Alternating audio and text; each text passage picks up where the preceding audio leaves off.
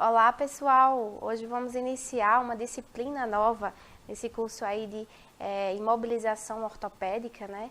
Iremos iniciar essa disciplina de epidemiologia, né? Uma disciplina importante dentro da área da saúde, né? Seja em qual contexto for, numa atenção primária, secundária ou terciária, é de enorme atenção para nós profissionais de saúde, né? Para a gente iniciar, quero dizer a vocês que iremos ter 9 aulas, né? Ao total de assuntos, de fato, serão 8 aulas, uma última aula que será com a revisão de todos esses. Espero que essa disciplina ela seja gostosa, ela seja tranquila de ser trabalhada, assim como eu gosto muito e eu passe o quanto ela é importante para a nossa dinâmica do dia a dia como profissionais de saúde, certo? E essa primeira aula a gente vai iniciar falando um pouquinho sobre a introdução do que é a epidemiologia, né? Dentro dessa enorme gama que estuda o ser humano, a gente tem as clínicas, né, que trabalham diretamente com o cuidado a uma pessoa, a um indivíduo somente, né, na singularidade. A epidemiologia, ela trabalha de uma forma completamente diferente, ela trabalha com grupos, um alocado de pessoas que estão em determinado local, geralmente recortado etariamente ou um grupo social, um grupo de pessoas que tem iniquidades em saúde, e a gente estuda essa população para ver quais são as distribuições de doenças dentro desse contexto. Então vamos iniciar a disciplina vendo um pouco como foi iniciada, como ela se desenvolveu ao longo dos anos até chegar aos dias atuais, que é o que a gente vai verificar aqui na disciplina.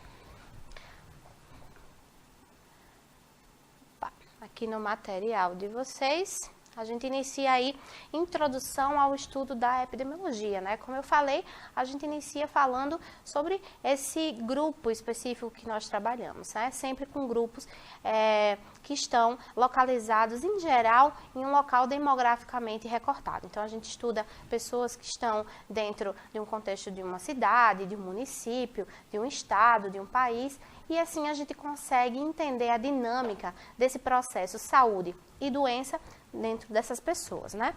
Vamos verificar então aí o primeiro slide, que é o slide que vocês têm em casa, né, para poder estudar, a conceituação do que é epidemiologia, né? No latim, epidemiologia significa isso aí, sobre população, estudo.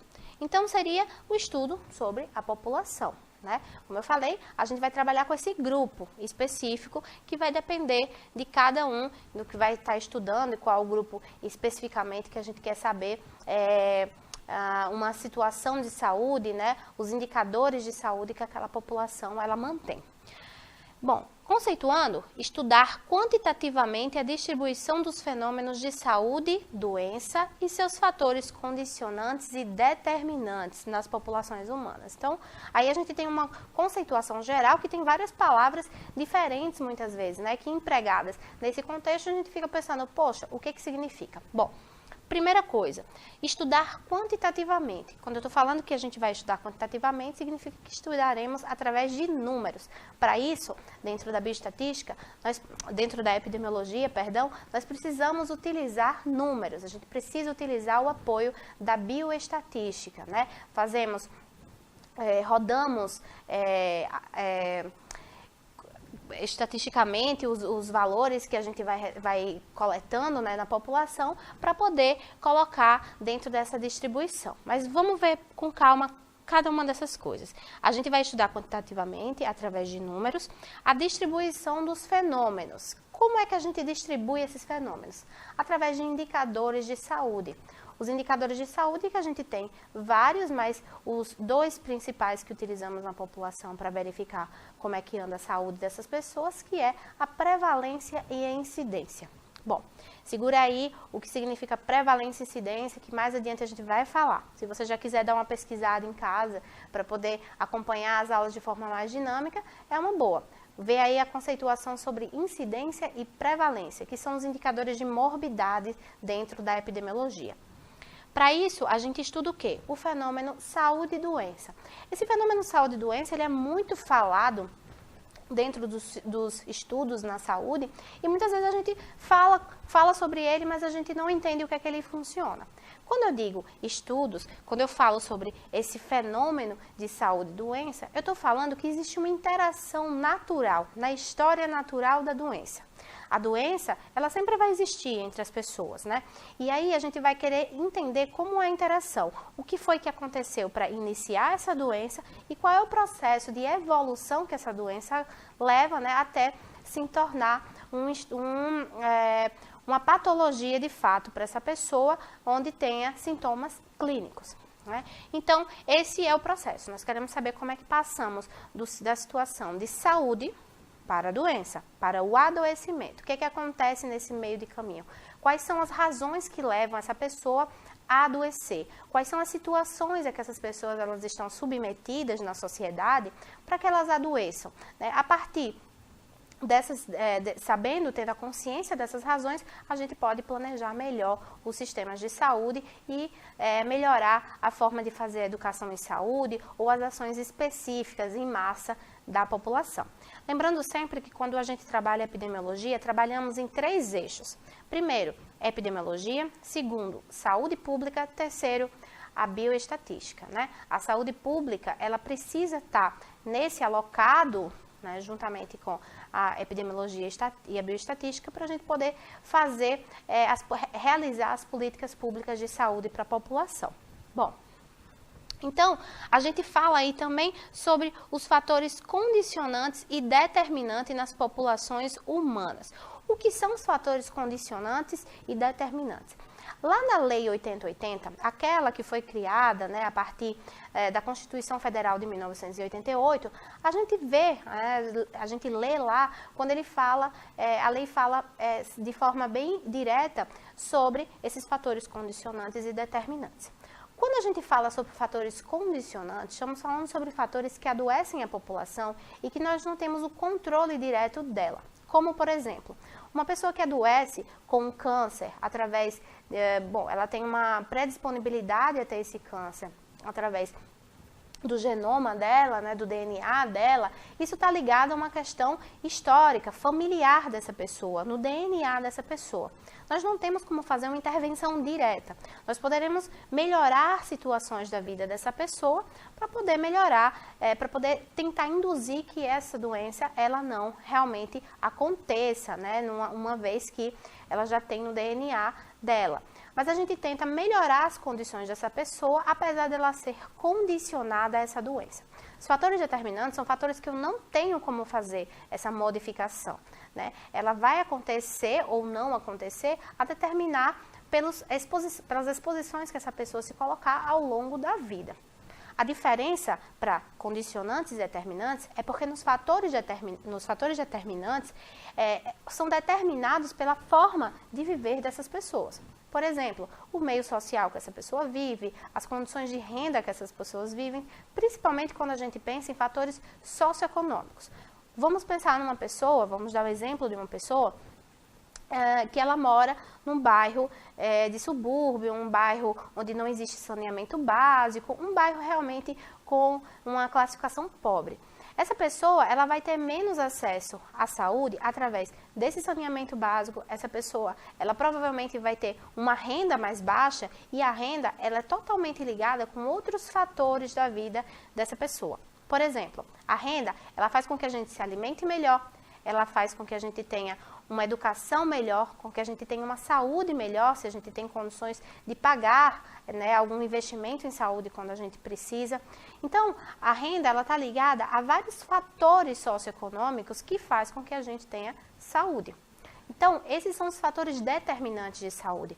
Vamos relembrar? Fatores determinantes são os fatores que eu tenho como alterar socialmente. Então, eu posso pensar nessa questão da renda, na educação, na atividade física, na nutrição dessa pessoa, fatores que eu tenho como modificar e eu, como profissional de saúde, posso orientar essa população a fazer essas mudanças de hábito de vida, algumas que são possíveis, né, como hábito de vida, outras não, que aí depende de um poder público, né?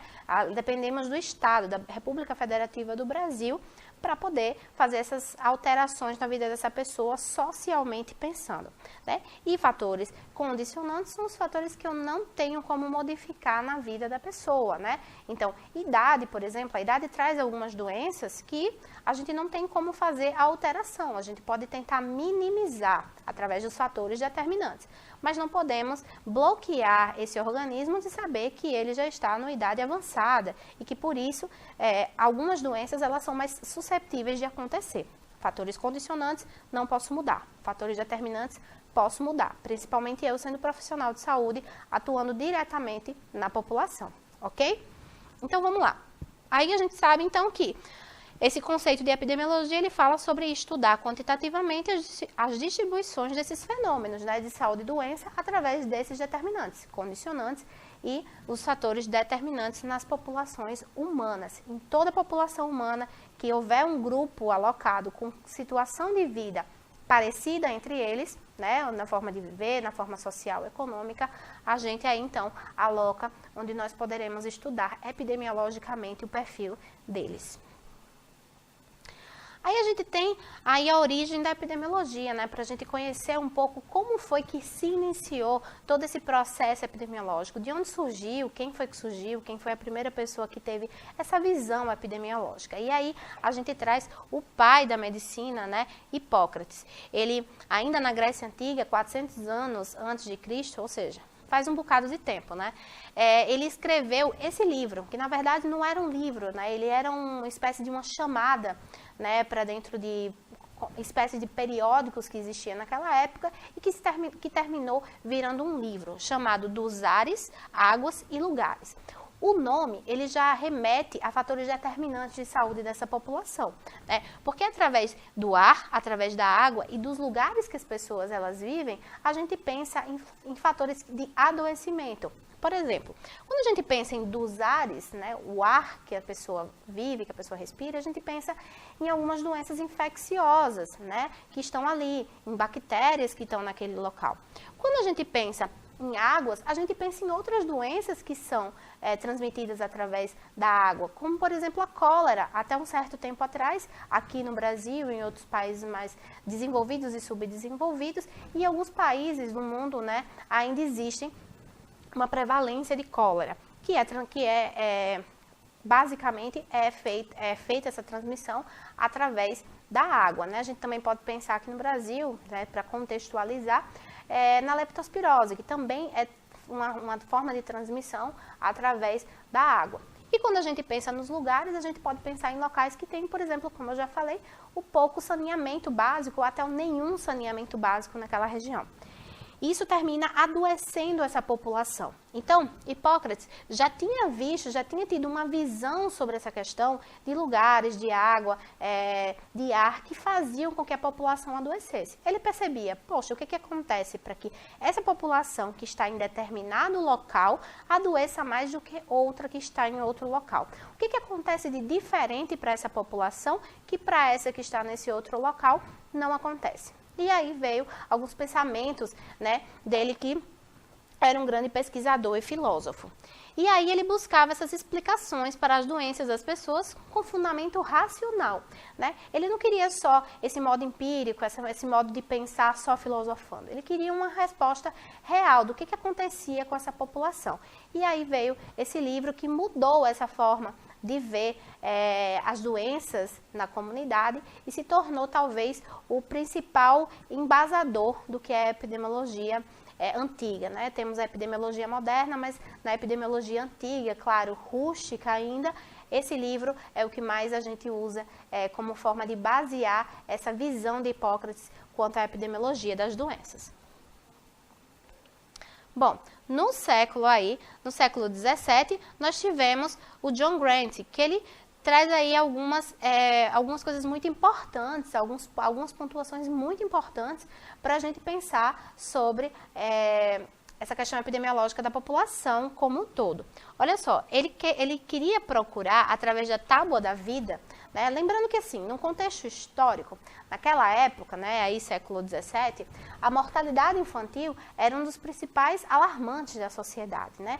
Se morriam muitas crianças, né? E morriam muitas crianças antes de 1 ano de idade, né? Então, nós tínhamos uma preocupação da população quanto a esse perfil. E, para isso, o John Grant, ele pensou na tábua da vida, ou seja, era uma expectativa de vida dessas crianças, o quanto que elas conseguiriam sobreviver. Ele queria ter uma noção de o quanto hoje uma criança, ela conseguiria viver, se ela nascesse hoje, até determinado tempo. E para isso, ele queria saber a diferença na distribuição urbano e rural. Ele percebia que existia uma diferenciação na qualidade de vida entre pessoas que moravam em região urbana e outras que viviam em região rural. Até hoje, nas pesquisas epidemiológicas que a gente realiza, a gente vê que existem diferentes prevalências e incidências de doença a depender realmente desses locais de moradia da população. Além disso, ele também queria quantificar natalidade e mortalidade. Ele queria ver quantas crianças nasciam e quantas crianças morriam. Claro, dentro desse contexto não se via só crianças que morriam, né? Se viam também pessoas mais adultas, né? O quanto morriam. Mas a quantidade de crianças que morriam deu a ele esse símbolo tão destacado entre os livros que falam sobre epidemiologia, que é a tábua da vida, né? Quando a gente pensa em tábua da vida, a gente sempre pensa no John Grant. Ele também queria ver as diferenças das doenças entre os sexos. Ele também percebia isso. Olha só, como ele era visionário, né? Além do século XVII, com tão poucos recursos, mas ele via diferenças específicas, né, de grupos etários, de grupos regionais, geograficamente separados, e ele percebia coisas muito importantes que hoje, até hoje, nós utilizamos. Nós sabemos que existem diferenças epidemiológicas de doenças específicas. Quando a gente pensa, por exemplo, no câncer de mama, nós pensamos no câncer de mama sempre mais aliado a mulheres, apesar de sabermos que o câncer de mama também ocorre em homens. Mas sabemos que a estatística nos mostra um perfil epidemiológico onde a probabilidade de mulheres terem doença, de terem o câncer de mama, é muito maior, né, infinitamente maior do que o dos homens, né? Então, foi a partir de achados como esse do Grant que fez a gente se atentar a essas diferenciações de grupos. Dentro do mesmo grupo, eu ainda ter diferenças dentro deles. Então, o Grant, ele teve essa visão que dentro dos próprios grupos, né, os grupos separados, de uma forma geográfica, etária, enfim, por algum tipo de recorte, ainda existiam subgrupos que era imprescindível fazer essa diferenciação. Dentro de um grupo específico, eu ainda posso diferenciar homens e mulheres, né? Além disso, ele também queria verificar a ocorrência de doenças e foi daí que surgiu o principal indicador epidemiológico que nós utilizamos na saúde, né? Que são a prevalência e a incidência, né? Que são os carros-chefes das grandes pesquisas epidemiológicas que nós temos. Então, ele verificando a ocorrência de doença, ele fazia contagem de quantas pessoas existem doentes, dividido pela quantidade daquela pessoa, dividido pela população que existe onde essa pessoa está inserida. Assim, foi possível criar esse indicador, o de prevalência. Além disso, ele percebeu também essa elevada mortalidade infantil. Só aí que foi verificado o quanto de crianças morriam, principalmente na idade até 1 ano, e que virou uma grande problemática para o mundo, né? Tentando resolver quais eram os determinantes de saúde básicos de vida que poderiam ser feitos para diminuir essa mortalidade infantil. Um grande problema que hoje é superado dentro das civilizações subdesenvolvidas e desenvolvidas. Subdesenvolvidas, claro, dando uma baixa ou um aumento na prevalência, mas sempre conseguindo ainda se manter numa melhora em comparação a algumas décadas atrás. Bom, aí a gente chega com o John Snow, né, mais novo, né, dentro desses últimos falados, né, dentro de John Grant e dentro de Hipócrates. O John Snow, ele foi um grande bacteriologista, um grande epidemiologista aí do século XIX. E ele fez um ensaio que talvez tenha sido um dos ensaios mais importantes da história da epidemiologia. E aí, lembra que eu falei sobre a epidemiologia antiga com Hipócrates, que ainda era bem bruto, os dados que eram tidos. Já o John Snow, ele é considerado por alguns o pai da epidemiologia moderna, porque ele fez esse ensaio, que é um dos mais famosos que foram feitos em Londres, que ele queria saber sobre a maneira de transmissão da cólera, né? Ele percebia que existia uma diferença entre os grupos, né, ao longo da costa, onde tem rios, né, em Londres, e aí ele queria ver aí essa demonstração de que a cólera era causada pelo consumo de águas contaminadas com materiais fecais. E a partir disso, a gente sabendo a história natural da doença, do que ocorre na cólera hoje que sabemos, o John, ele começou a fazer esse ensaio com essas cidades, essas pequenas cidades banhadas por rios de Londres. E assim, nós tivemos um combate à cólera que que fez ele ser considerado o pai da epidemiologia de campo, né? Bom, e aí, claro, a gente tinha que falar um pouco sobre Florence Nightingale, né? Uma mãe da enfermagem aí no século XX, ela trouxe essa grande preocupação em saber a ocorrência e a distribuição das doenças, com a finalidade, que é a finalidade que nós usamos hoje na epidemiologia moderna, que é a de prevenir, a de controlar e a de erradicar essas doenças. Então, se eu puder perguntar a vocês qual é o objetivo da epidemiologia, eu posso dizer que é isso, né? Controlar, erradicar ou então prevenir essas doenças, certo? Não esqueçam.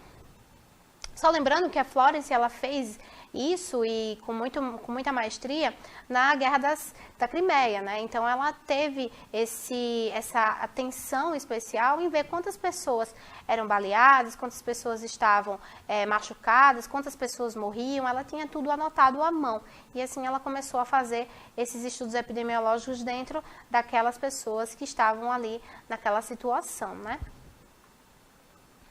Bom, aqui a gente tem um modelo que é o tripé, que sustenta a epidemiologia moderna, né? Que é a clínica, a estatística e a medicina social.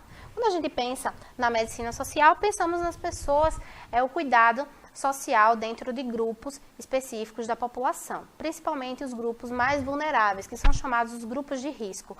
Grupo de risco às doenças específicas, principalmente aquelas doenças vitais, né? Doenças que a gente tem como fazer o controle através de grandes massas. Como assim grandes massas? Por exemplo, vacinação. A vacinação talvez seja o modelo, o exemplo mais específico e de melhor abrangência que eu posso dar a vocês para dizer um grande controle de massa a essa população, de erradicação e de controle a doenças, né? Quando a gente pensa em estatística, eu já falei adiante para vocês a necessidade que a gente tem de usar números para quantificar quantas pessoas estão doentes, quantas pessoas estão sadias. Eu consigo fazer essa clínica, né, juntar com essa clínica e poder perceber o quanto que essas pessoas elas têm de melhora ou de piora. Quando essas pessoas têm uma piora, nós podemos fazer o uso da medicina social e entender qual é o contexto que elas estão inseridas, né? Então, essa é a árvore que a gente utiliza para poder entender esse tripé, né? Clínica, medicina social e estatística. Como eu falei anteriormente para vocês, a saúde pública está entrelaçada dentro desse contexto da epidemiologia e da estatística, né? Ela tem na epidemiologia o mais útil instrumento para o cumprimento de sua missão de proteger a saúde da população. Vamos pensar nos casos onde a população ela precisa de cuidados específicos a uma doença, como a gente tem uma quantidade de idosos que têm hipertensão numa população no município. Né? Quando nós podemos fazer a avaliação através dos indicadores epidemiológicos, ou seja, nós quantificamos quantas pessoas têm doentes naquela população, nós podemos desenvolver ações de saúde específicas para essa população, ela ou ter uma erradicação de novos casos, né? Então a gente tem uma erradicação para que não ocorra novos casos e fazer o controle dessa doença específica, visto que é uma doença que não tem como fazer a cura. Então nós temos aí como fazer esse controle dessa população. Fazendo o controle dessa população, eu posso criar, através disso, políticas públicas de saúde, pela quais nós vamos orientar todos os perfis próximos que tenham dessa população em outros contextos, né, em outras cidades, em outros municípios. Lembrando que uma vez que nós vemos esse perfil, a gente não para de fazer o uso dos indicadores epidemiológicos. Esses indicadores eles devem ser refeitos o quanto for possível, né? É cíclico, né? Nós fazemos uma avaliação, posteriormente fazemos outra, e isso não tem um tempo específico. Isso pode acontecer de 6 em 6 meses, de 1 em 1 ano, depende muito do gestor público e depende muito do contexto pelo qual a gente percebe que a população está de saúde, né? O interessante é que a gente saiba que a epidemiologia ela deve ser usada como uma ferramenta de avaliação da saúde da população, certo? Então, quanto mais se faz o uso, se lança o uso dessa forma de avaliar, melhor para a nossa população, melhor para o nosso tipo de atendimento e assistência à saúde. Bom, Hipócrates, além de tudo, toda essa contribuição histórica que ele teve para a epidemiologia, ele viu que os fatores ambientais, eles influenciam a ocorrência de doenças. Aí nessa foto a gente vê, né, pessoas numa rua sem saneamento básico, e a gente vê que também não tem nem pavimentação nessa rua, e com contato a águas paradas, com lama, e aí uma série de doenças que podem ser desenvolvidas para essa população. E aí Hipócrates ele viu que esses fatores ambientais, esses locais que as pessoas estão submetidas, levavam a doenças, né? Então é importante a gente saber que quanto mais eu tenho unidades de saúde que estão especificamente alocadas em locais com alto risco de doenças, mais eu consigo controlar essas doenças para toda a população, não só para essa população que está vulnerável, mas também para a população que não está vulnerável. Quer um exemplo disso? Quando a gente pensa, por exemplo, no mosquito da dengue. Né? O mosquito da dengue a gente pode imaginar que ele vai estar muito mais em locais com baixa renda, em bairros com baixa renda, por conta dessa educação em saúde que às vezes faz com que essa população deixe pneu com água parada, locais com muita metralha, locais que juntam água e que podem desenvolver esses mosquitos.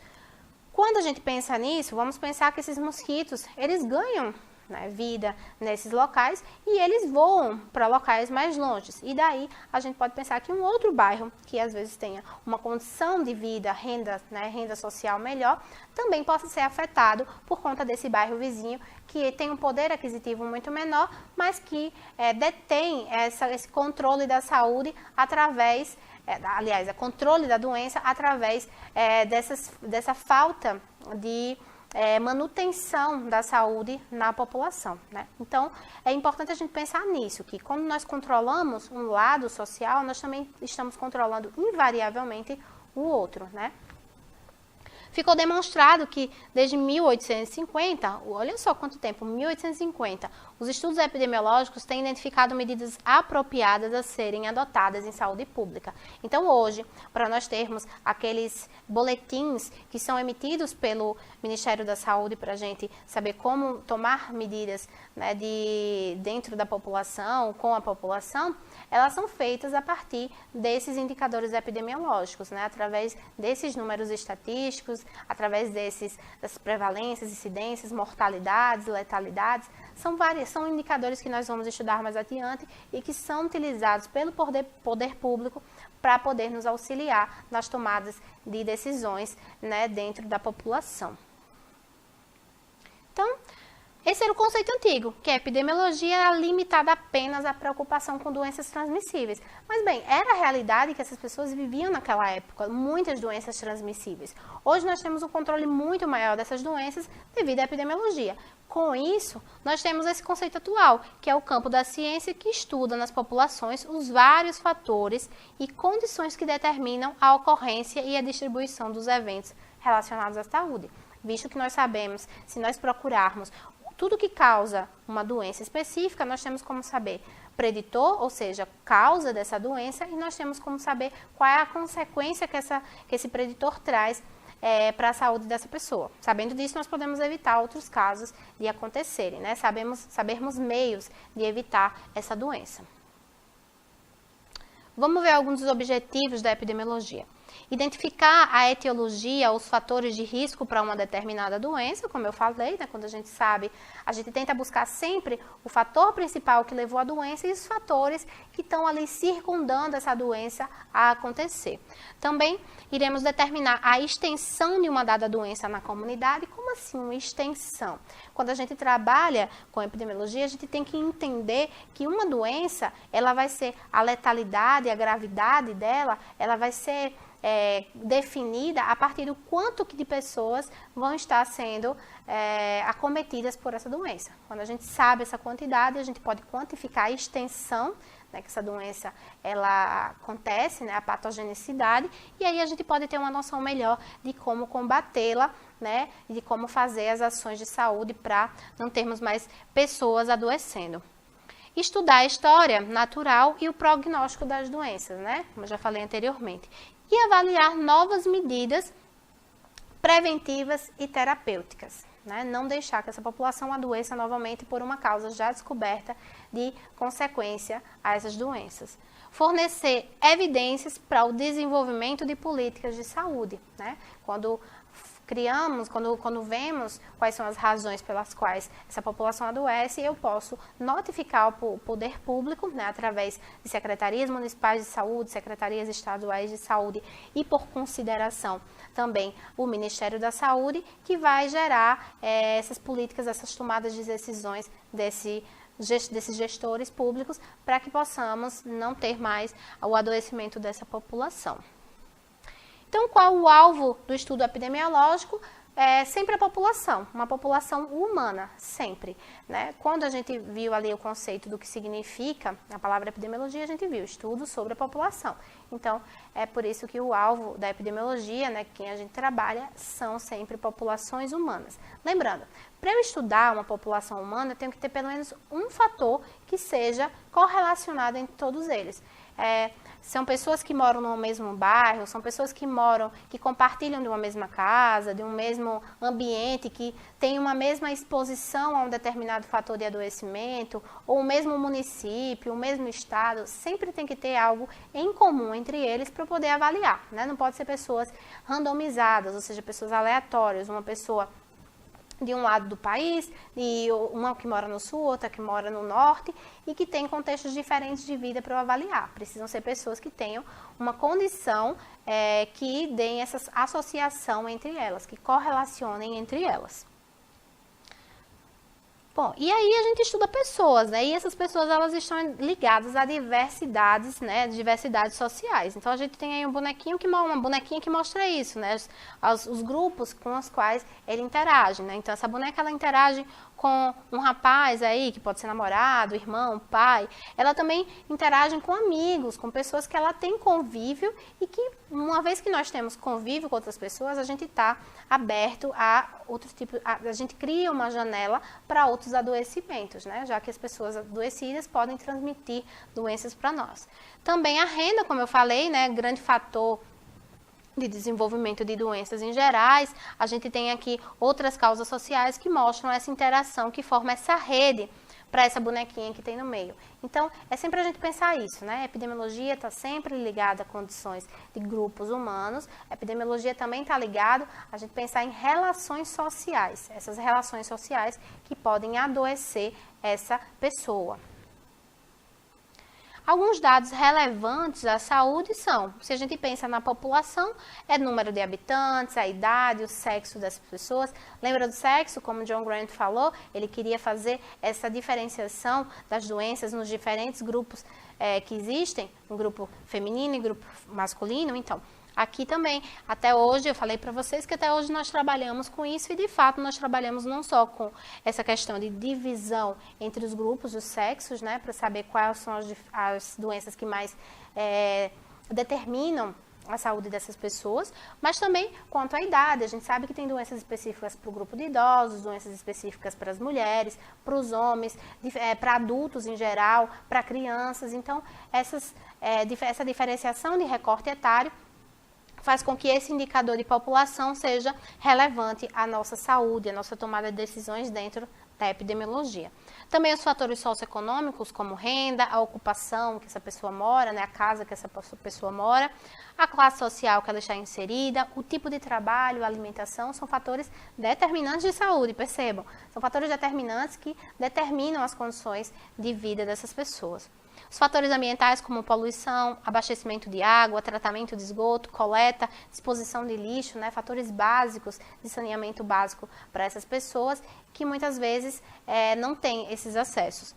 Os serviços de saúde também, que são acessos aos hospitais, ambulatórios, unidades de saúde. Imagine você um local bem pequenininho, onde tenha uma comunidade e essa pessoa ela não tem acesso, essas pessoas que moram nessa comunidade não têm acesso a um serviço de saúde. Vocês acham que essa pessoa ela vai se cuidar mais ou menos em relação a uma pessoa que tem um acesso muito rápido e de forma integral para essa população?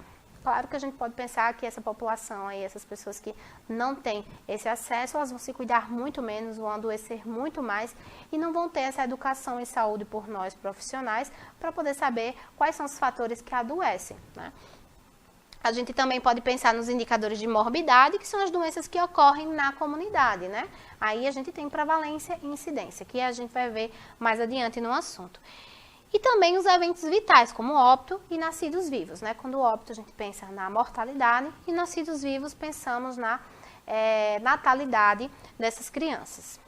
Esses são todos dados relevantes para quando iremos estudar, quando a gente vai estudar sobre a epidemiologia de uma população. Um lembrete importante é que existem as relações de causa e efeito. A gente precisa entender que tudo que adoece tem uma causa pela qual a pessoa adoeceu. Qual foi a causa de ter adoecido com diabetes ou com hipertensão ou ter tido microcefalia, quando a gente pensa um pouco menos tempo, né, onde a gente teve no país uma situação de muitas crianças com microcefalia devido ao mosquito, né, o Aedes aegypti, e que causou o adoecimento dessas crianças.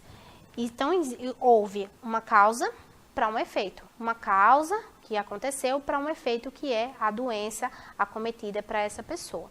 A causa na epidemiologia se refere ao agente que dá origem à doença. Nesse caso, o mosquito, né? A causa foi o mosquito. E o efeito ou desfecho, né, é a consequência, que se relaciona com a consequência da doença e que pode ocorrer na pessoa ou extrapolar e atingir o seu grupo, comunidade ou sociedade. Pode acontecer no indivíduo sozinho ou numa comunidade inteira. E lembra que eu falei que quando a gente trabalha com um grupo de pessoas, a gente tem que ter uma delimitação por um fator que se associe a todos, né? Nesse caso seria o mosquito ter picado essas pessoas, né? Aqui tem uma tabela bem bacana que foi disponibilizada pelo Ministério da Saúde e que ela fala sobre a causalidade e os desfechos. Causalidade que vem de causa, então são as causas de adoecimento da população. Vamos ver alguns aí nessa primeira coluna. Ele mostra os fatores não modificáveis. Lembra quem são os fatores não modificáveis? Que são os fatores condicionantes de saúde. Vamos ver aí quem são os fatores não modificáveis. Sexo, genética e idade, né? A gente não tem como mudar isso aí numa pessoa. E aí a gente tem os fatores modificáveis, que são os fatores determinantes. Vamos ver aí. Tabagismo, alimentação não saudável, uso nocivo de álcool e inatividade física. A gente tem aí 4 listados pelos quais, a gente, fazendo orientação para essas pessoas, a gente pode conseguir com que boa parte desses pontuados pelo Ministério, eles modifiquem, né? Então, eles são modificáveis, eles são determinantes de saúde. Eles determinam uma situação de saúde, mas que a gente pode modificar. Bom, tendo esse grupo aí de causalidade, ou seja, fatores que levam a uma causa, a gente pensa em quais causas que eles causaram algum tipo de doença. E a gente tem aí as doenças crônicas não transmissíveis, que a gente tem os fatores de risco intermediário, que são hipertensão, dislipidemias, sobrepeso, obesidade, intolerância à glicose, todos esses fatores causados a partir dos fatores anteriores que eu falei, os modificáveis e os não modificáveis, os condicionantes e os determinantes. A partir desses fatores, quando uma vez que o sujeito não se cuide, não se trate, não faça uma terapia medicamentosa, alternativa, paliativa, nós temos então os desfechos. Quais são os desfechos? Doenças coronarianas, doenças cerebrovasculares, doenças vasculares periféricas, doenças renais crônicas, as DPOCs, né, as doenças pulmonares obstrutivas crônicas, diabetes e cânceres. Vejam só, se for se a gente pensar em todos esses fatores aqui, ó, os modificáveis, se a gente pensar em todos esses, o que a gente pode trabalhar com a população, nós conseguimos evitar essas doenças aqui, ó, que estão como os desfechos, que são doenças que a gente vê muito prevalente na população atualmente, né? Não só aqui, que aqui já seria um caso bem avançado, mas também nesses fatores aqui, ó, quanto de pessoas que nós vemos hoje com hipertensão, dislipidemia, sobrepeso, obesidade e intolerância à glicose, né? A gente vê isso através de números, né, que a bioestatística nos auxilia, e a gente sabe que se conseguirmos mudar esse perfil aqui, né, a gente consegue mudar todo esse restante aqui, né? Por isso que fica a importância aí da epidemiologia para a gente pensar. Didaticamente, a epidemiologia ela é dividida em duas formas. Primeira forma, a descritiva. Ela só vai me descrever a situação que a população vive, né? Então, eu consigo quantificar o quanto que uma população está adoecida, por exemplo, por uma patologia. E a gente também tem a analítica ou chamada inferencial. Ela já vai conseguir fazer associações. Que tipo de associação? O que causa, o que gera doença tal? A gente sabe que a população, então, a gente tem uma população num determinado local com 34% da prevalência de diabéticos naquela região, naquele município A. Quando a gente pensa na inferencial, nessa forma aqui, ó, analítica ou inferencial, pode ser uma das duas formas a falar, a gente pensa que essa associação vai ser feita para poder descobrir quais são os fatores que levam essa população a adoecer de diabetes. Então, a gente faz associações para essa doença, certo? Lembrando, isso é uma diferenciação didática somente, né? No geral, a gente não faz essa estratificação, né? Isso trabalha de forma conjunta. Mas para um meio didático, para vocês compreenderem de uma forma mais razoável, de uma forma mais fácil, a gente separa isso didaticamente para poder explicar, ok? Bom, é isso, pessoal. A gente termina a aula de hoje assim, né? Para poder terminar esse assunto da epidemiologia, esse comecinho, para a gente poder entender, pelo menos, na introdução, como é que acontece. E na próxima aula a gente já avança um pouco mais, falando de indicadores epidemiológicos, falando como é que ocorrem essas interações com a população e com as doenças, né? Sabendo, novamente, como funciona o processo de saúde e doença. Tá certo? A gente se encontra lá. Tchau, tchau.